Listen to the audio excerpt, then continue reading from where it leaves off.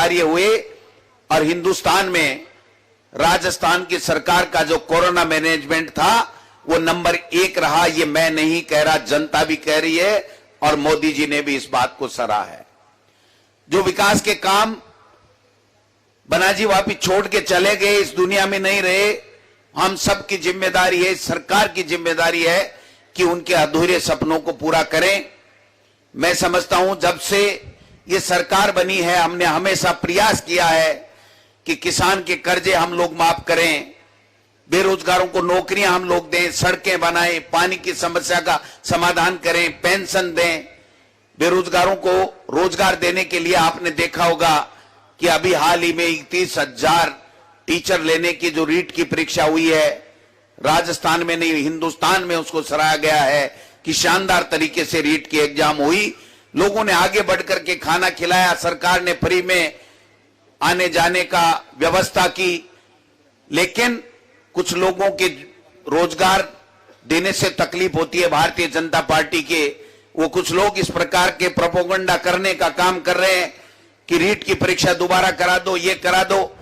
हमारी सरकार ने, माननीय मुख्यमंत्री जी ने एक ही बात कही कि आप प्रमाण दीजिए, हम एसओजी से जांच करवा रहे हैं, अगर एक भी दोषी व्यक्ति होगा तो पकड़ा जाएगा, उसको सजा मिलेगी। लेकिन हमारे 31,000 घरों में राजस्थान में हम रोशनी करेंगे, हम वो खुशियां लौटाएंगे जिनकी कई सालों से कोरोना के कारण से हम एग्जाम नहीं करवा सके। मैं समझता हूं अभी 29,000 की भर्ती और निकली, आप सबको पता है।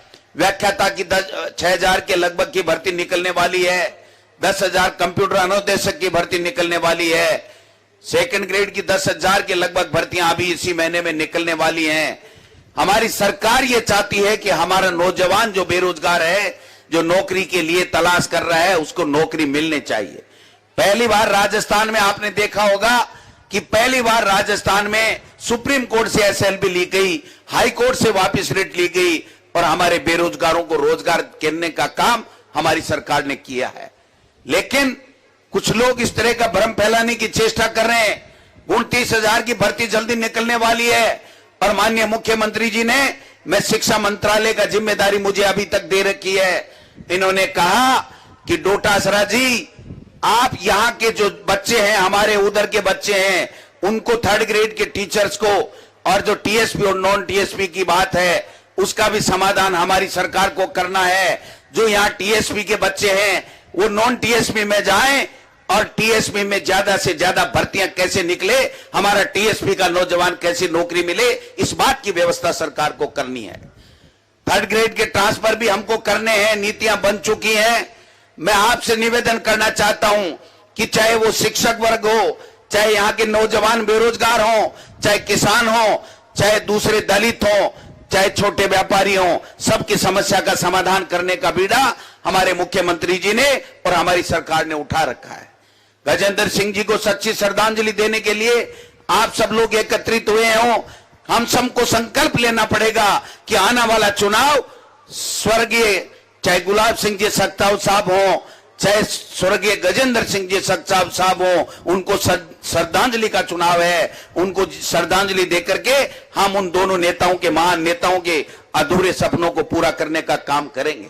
आज हम सब लोग आपके बीच में हैं, माननीय मुख्यमंत्री जी हैं, पायलट साहब हैं, अजय माकन साहब दिल्ली से राहुल गांधी जी का संदेश लेकर के आए, और जिस प्रकार से किसान के साथ में उत्तर प्रदेश में जो घटना घटी है, जो दुर्घटना घटाई है, जो अपराध उन्होंने किया है, जो हत्या किसानों की है, मैं समझता हूं इससे बढ़िया कोई मौका नहीं है कि इस मोदी जी और अमित शाह को और योगी जी को बता दीजिए कि देश में किसान के साथ में इस प्रकार से जुल्म होगा तो ये वल्लभ नगर और धारियाबाद के लोग इसको चैलेंज के रूप में लेते हैं और यहां पर कांग्रेस के प्रत्याशी को जिता करके उनको दिल्ली में खुड़का हो जाना चाहिए कि ये चलने वाला नहीं है। आज सुप्रीम कोर्ट कह रहा है कि कोई गिरफ्तारी नहीं कर रहे हैं, और अभी सुप्रीम कोर्ट ने आज कहा, मैं अभी देख रहा था, सुप्रीम कोर्ट ने कहा कि पहली बार योगी सरकार इतनी बेशर्मी कर रही है कि अपराधियों से अन्य विनय कर रही है कि आप पधारिए, हम आपसे पूछताछ करना चाहते हैं। इससे बड़ी शर्म की कोई बात हो नहीं सकती है। इसलिए महाराणा प्रताप की इस जन्म रफीक खान साहब, हेमसिंह शेखावत अध्यक्ष सेवा दल, पुष्कर डांगी जी, लाल सिंह झाला जिला अध्यक्ष तेज सिंह जी मानसी, भीम सिंह जी चुड़ावत, कुबेर सिंह जी चावड़ा, जगदीश शेमाली जी, सुरेंद्र जाड़ावत जी और हमारे वरिष्ठ नेता लक्ष्मण सिंह जी रावत साहब और हमारे कई नेता बैठे हुए हैं। भाई और बहनों, बुजुर्गों, नौजवान साथियों, मुझे आज आपके रूबरू होने का सौभाग्य मिला। हमारी बहनें माताएं सब बैठी हुई है प्रीति सक्तावत को आशीर्वाद देने के लिए। जैसे आप सब जानते हैं कि आप सबकी भावनाओं का आदर करते हुए श्रीमती सोनिया गांधी जी ने और राहुल गांधी जी ने प्रीति सक्तावत को आपके यहाँ से उपचुनाव में उम्मीदवार घोषित किया है। मेरे पूर्व वक्ताओं ने बताया आपको गजेंद्र सक्तावत किस प्रकार से हमारे बीच नहीं रहे, और मुझे भी याद है कि जब वो भर्ती थे दिल्ली के अंदर, तब भी मैं लगातार उनके संपर्क में था, उनके डॉक्टरों के संपर्क में था और लगता था बच जाएंगे वो। उस वक्त भी वो बात करते थे तो कहते थे मेरे क्षेत्र में कॉलेज बननी चाहिए। तो जो कॉलेज मैंने बाद में घोषणा करी, उसके पीछे यही कारण था कि स्वर्गवासी होने के पहले भी उनकी इच्छा थी कि मेरे क्षेत्र में कॉलेज बने।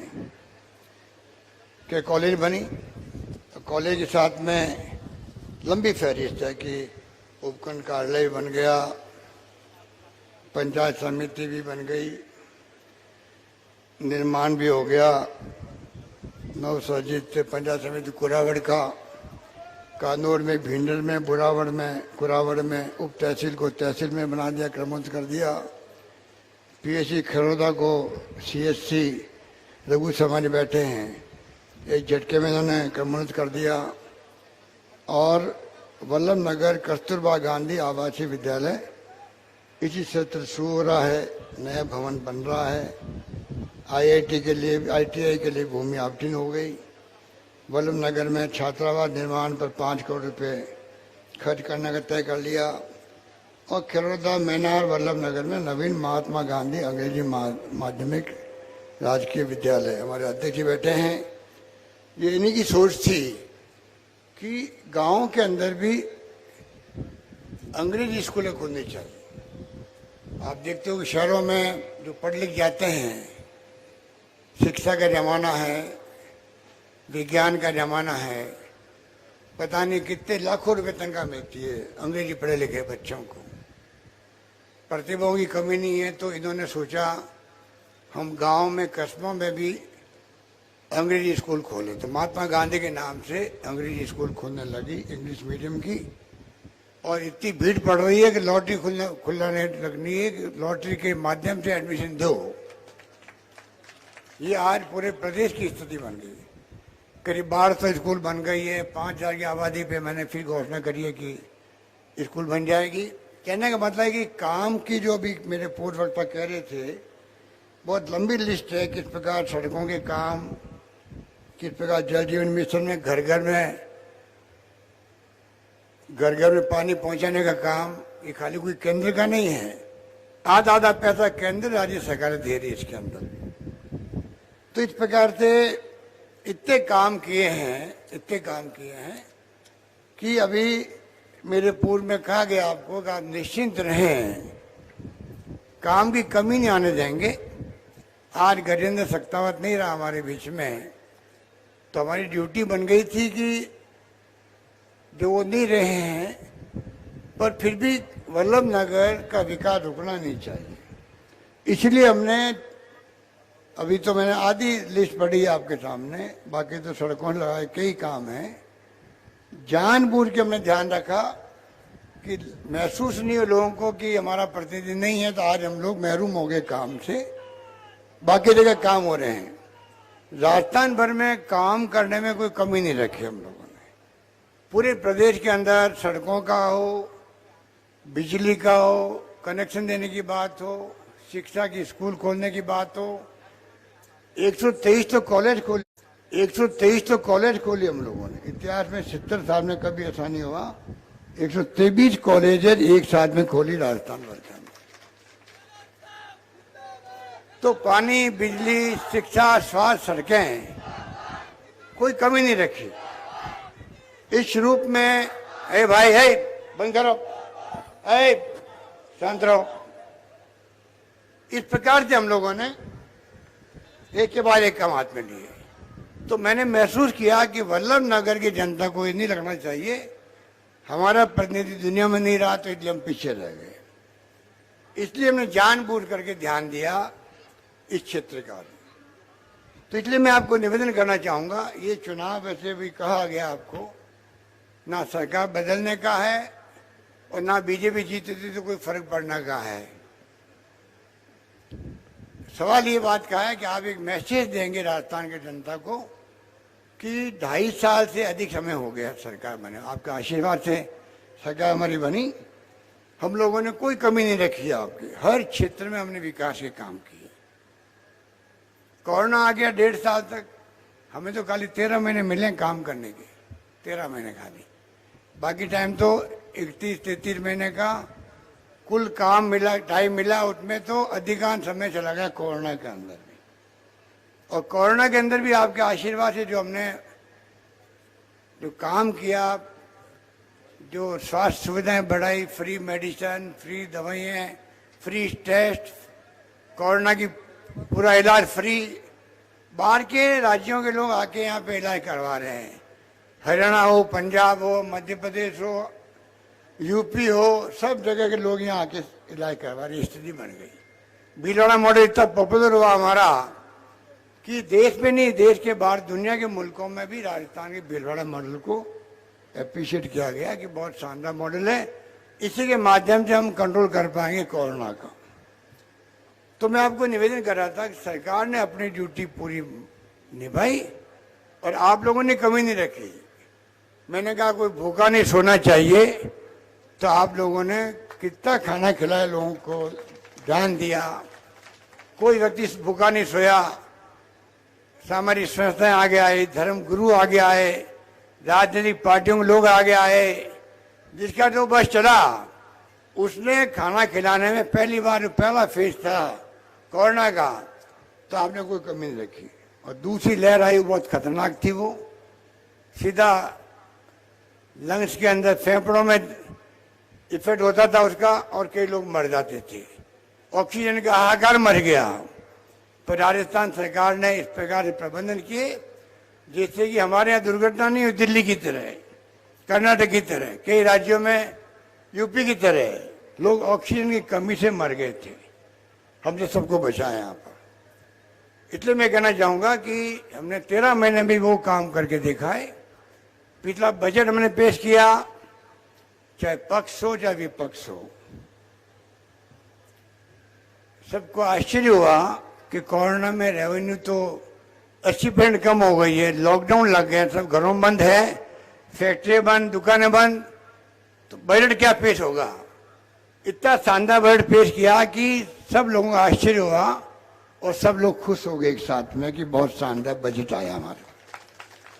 और बजट खाली घोषणा नहीं हुई है, जो एमएलए मुझसे मिलने आ रहा है उनको मैं पूछता हूं तो वो कहता रहा खाली घोषणा नहीं की आपने, जो घोषणा ही हुई वो हमारे यहाँ लागू हो रही है, सड़कें बनने लग गई है, टेंडर हो गए हैं, एसडीओ ऑफिस खुल गया है, तहसील खुल गई है, कॉलेज बन गई है, जिसकी जो घोषणा हुई वो सब काम पूरे हो रहे हैं।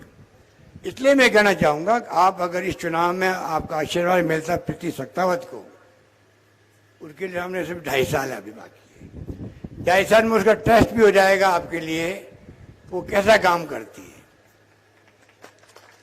2.5 साल ही है खाली, अगर 2.5 साल में जम के काम करे तो आगे आप देखना, उसके लिए एक मौका उनको दो, वो एक प्रकार से श्रद्धा के सुमन होंगे बंटी को भी, तो आज दुनिया में नहीं है तो उनकी धर्म पत्नी पे विश्वास किया सोनिया गांधी जी ने, राहुल गांधी जी ने, एक मौका उसको देना चाहिए। ये हमारा फर्ज बनता है, धर्म बनता है। उसी रूप में हमने सब ने एक राय होकर के, जो यहाँ बैठे हुए वो भी और बाकी नेता भी, एक राय होकर के उनको टिकट दिया है, आपके विश्वास के आधार पर टिकट दिया है। मैं उम्मीद करता हूं कि आप कोई कमी नहीं रखेंगे और सरकार जिस रूप में काम कर रही है, मुझे उम्मीद है कि पिछले कई सालों से सरकारें बदलती रहती है, एक बार कांग्रेस एक बार बीजेपी, इस बार हम इतना अच्छा काम करना चाहते हैं आपके सामने, जैसे अगली बार भी सरकार आप कांग्रेस की ही लाओ, ये मैं निवेदन करना चाहता हूं आपसे। इस रूप में हमारा संकल्प है, अगर आपका आशीर्वाद रहा, सहयोग रहा, समर्थन रहा, तो आप निश्चित रहो कि हम वो काम करके दिखाएंगे जिससे कि आपका खुद का मन करे। क्योंकि पहले भी सरकारें हमने काम बड़े अच्छे किए थे, पर फिर भी सरकारें बदल गई, कभी नरेंद्र मोदी जी के नाम पे बदल गई, कभी किसी नाम पे बदल गई। इस बार आप लोग ये संकल्प कर लें, लेखा जोखा करते जाएं, हमारी गलतियां बताते जाएं, हमारी उपलब्धियों के ऊपर आप चिंतन करें। आपको लगे कि सरकार की तरफ से कोई कमी नहीं है, तो मैं समझता हूं फिर आपको भी कंजूसी नहीं करनी चाहिए। अगली बार तो कांग्रेस को सरकार बना के दिखा दो आप। इस रूप में मैं आपसे अपील करूंगा कि आप लोग हालात देख लो, देश में क्या हो रहा है। अभी मेरे साथियों ने बताया आपको, आज साल भर हो गया किसानों को धरना दिए हुए, पंजाब बॉर्डर पर, दिल्ली बॉर्डर पर। क्या हो रहा है, एक साल हो गया।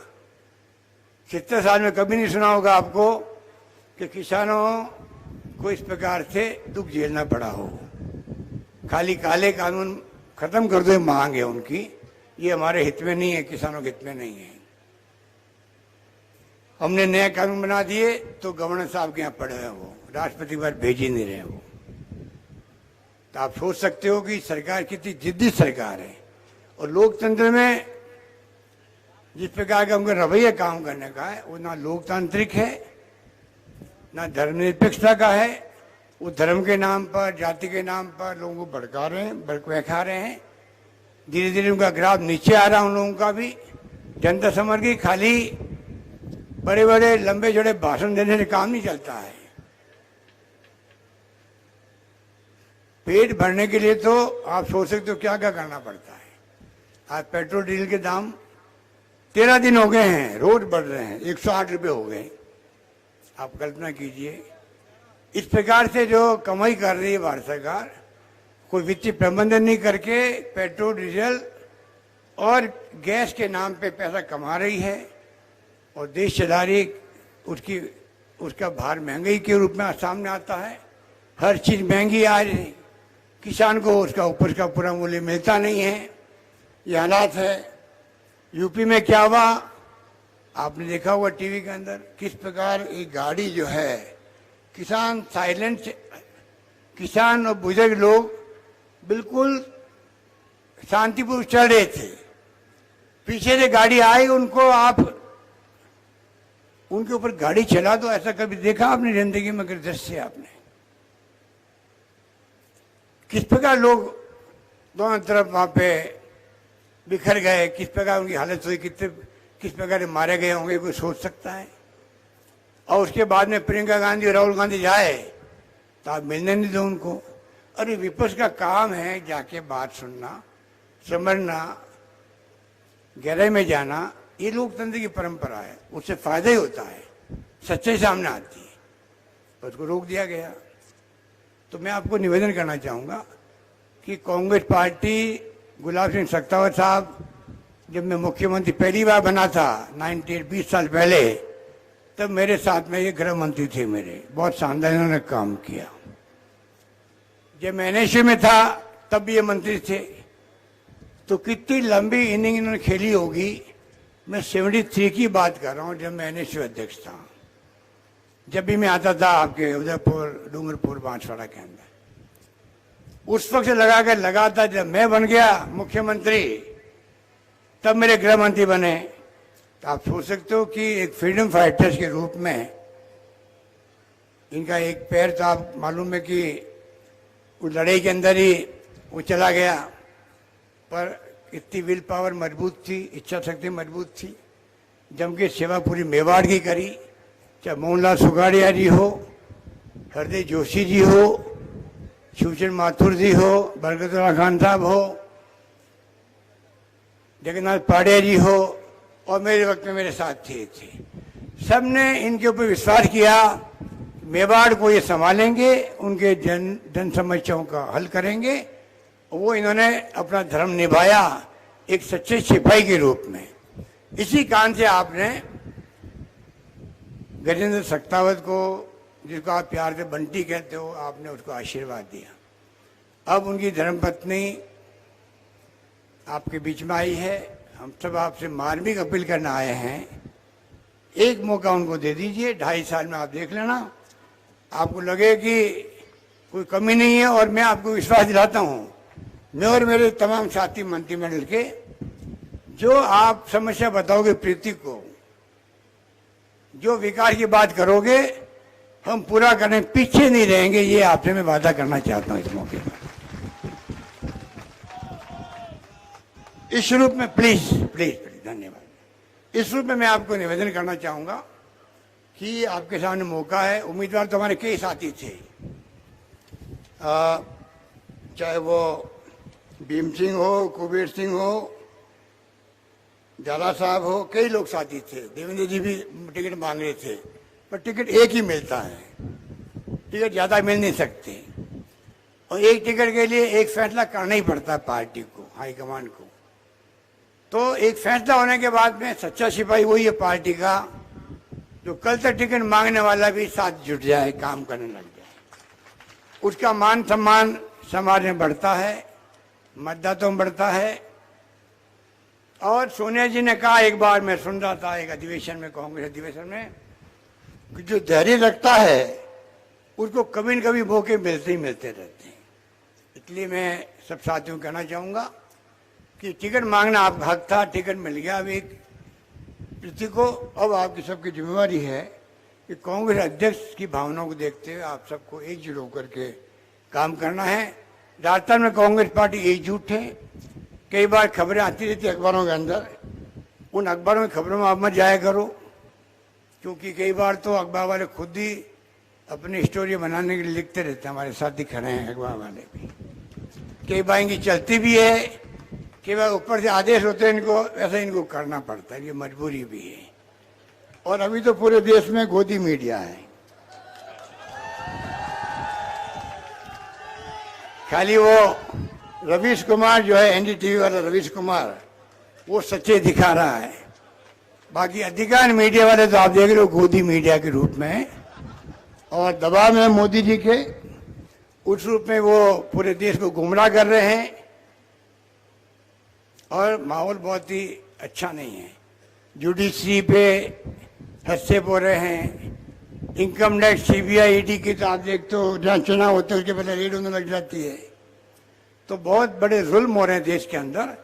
लोकतंत्र खतरे में ये कहते हैं लोग, तो गलत नहीं कहते हैं। लोकतंत्र आज 70 साल बचा रहा, देश एक रहा, अखंड रहा। चाहे इंदिरा गांधी जी ने जान दे दी, फिर खालिस्तान नहीं बनने दिया, नहीं बोलना चाहिए हमें। पाकिस्तान के 2 टुकड़े कर दिए, बांग्लादेश बना दिया उस महान नेता ने, इंदिरा गांधी ने, वो इंदिरा गांधी थी। परमाणु विस्फोट कर दिया पोखरण के अंदर, 74 के अंदर। और हमारे प्रधानमंत्री कहते हैं कि 70 साल में कांग्रेस ने क्या किया। अरे 70 साल में लोकतंत्र जिंदा नहीं रहता पाकिस्तान की तरह, तो आप प्रधानमंत्री कैसे बनते हैं? आप प्रधानमंत्री बने हो क्योंकि वोटों का राज कायम रहा है।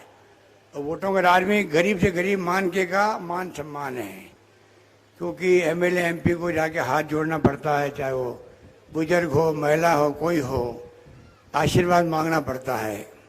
ये लोकतंत्र की ताकत है।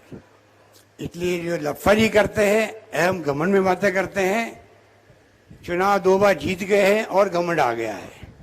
अब धीरे धीरे वो गांव में लोग समझने लग गए कि ये इनकी कथनी में करनी में अंतर है मोदी जी की। कब तक चलाएंगे देखते हैं। इसलिए मैं आपको आह्वान करूंगा कि राजस्थान में कांग्रेस एकजुट है और बीजेपी के अंदर 4-5 मुख्यमंत्री के उम्मीदवार हैं, 4-5। एक तो आपके उदयपुर से ही हैं, 4-5 के 6 होंगे मेरे ख्याल से। अभी प्रधानमंत्री ने एक उम्मीदवार बना दिया अपने भाषण के अंदर। तो कांग्रेस में बीजेपी में राजनीति का फर्क है, विचारधारा का भी है, सोच का भी है, नीतियों का भी है, कार्यक्रम का भी है। कांग्रेस हमेशा 36 कौम को साथ लेकर चलती है, गरीबों को, दलितों को, पिछड़ों को, किसानों को, मजदूरों को, सबको साथ लेके चलती है। ये कांग्रेस की खासियत है। इसलिए मैं आपको लंबी बात नहीं कहता हुआ, मुझे बहुत खुशी है कि आप इतने लोग शांति से बैठे हुए हो, सुन रहे हो, बड़ी संख्या में आप आए हो। हम विश्वास लेके जा रहे हैं यहाँ से, आप चुनाव में प्रीति को भारी बहुमत से कामयाब करेंगे, आशीर्वाद देंगे। धन्यवाद। जय हिंद। धन्यवाद। हमारे बीच में अभी हमारी उम्मीदवार प्रीति सक्तावत फार्म भर के आई है। आपका आशीर्वाद लेने के लिए मैं प्रीति सक्तावत से कहूंगा, अभी फार्म भर कर आइए। सब बैठ जाए। प्रीति सक्तावत आए, हमको संबोधित करें। 2 शब्द बोले प्रीति सक्तावत।